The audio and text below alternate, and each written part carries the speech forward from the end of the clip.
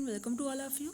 Student, this is the lesson 7 and this is the poem of your lesson, of your book, and the poem name is Grandma.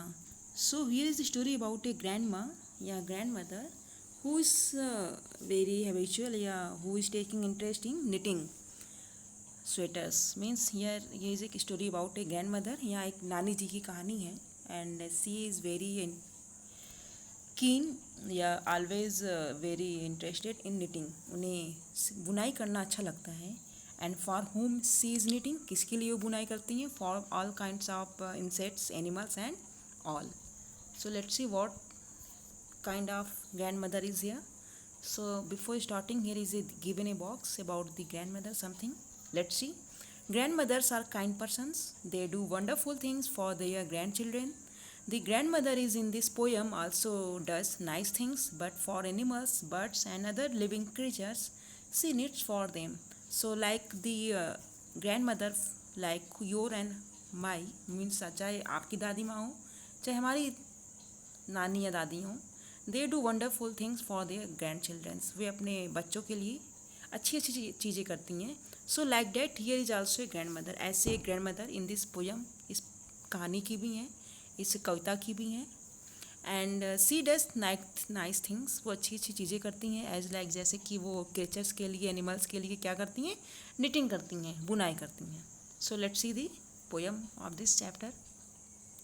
My grandmother is a peaceful person as she loves to sit.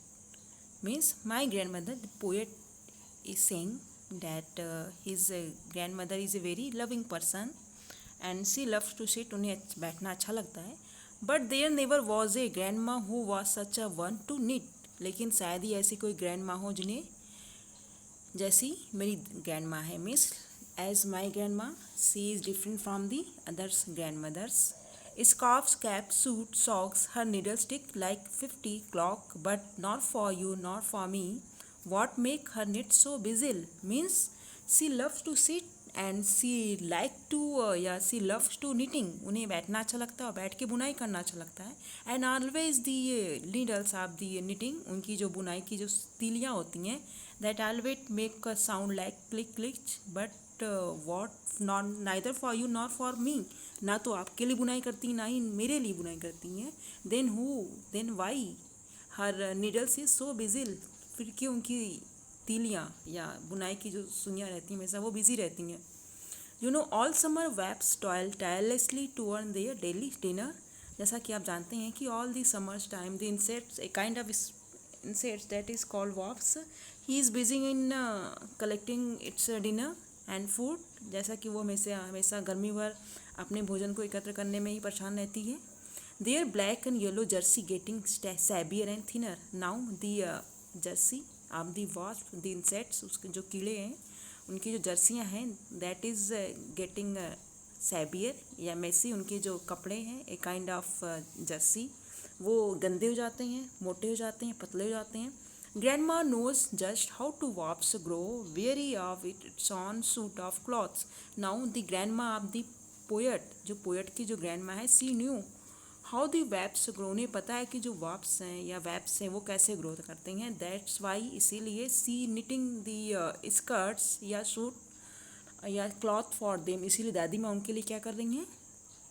कपड़े, एक तरह से skirt बुन रही हैं. She needs flowered skirt and speckle pant for the wasp. वो क्या कर रही हैं? उस कीड़े के लिए वो एक तरह से फ्लावरी स्कर्ट या स्पेकल पैंट की बुनाई कर रही हैं.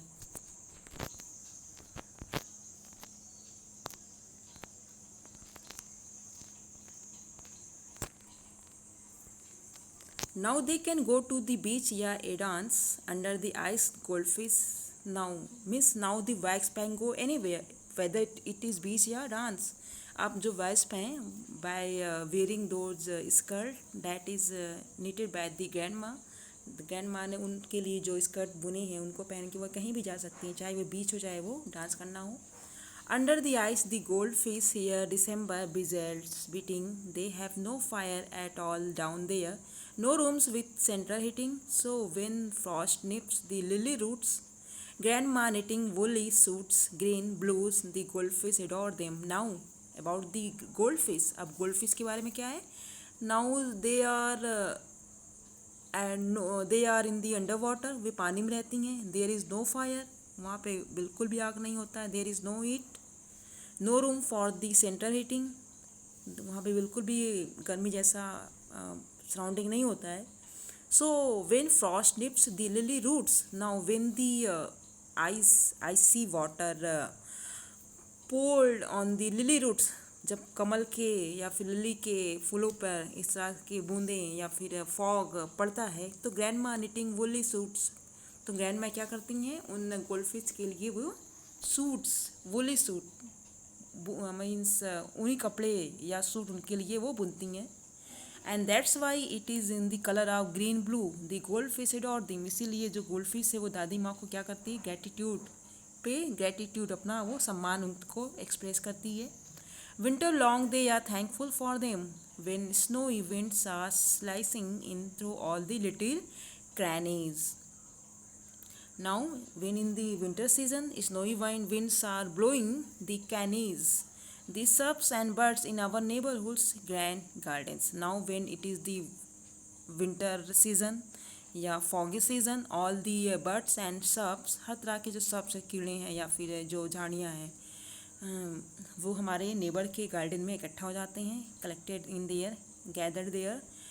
Anyway, those in my granny's, her shrubs have scarves and pullover, her birds have ear muffle all over their ears, and cats and come asking for tipties please. Now all the animals like birds and all the insects like cats, birds and other insects all gathered in the garden, and the grandmother knitting scarves, pullovers for them, muffler for their ear, and cats also come, बिल्ली भी आती है, and asking for Tibetis please, she asking grandma to knit something for it's also.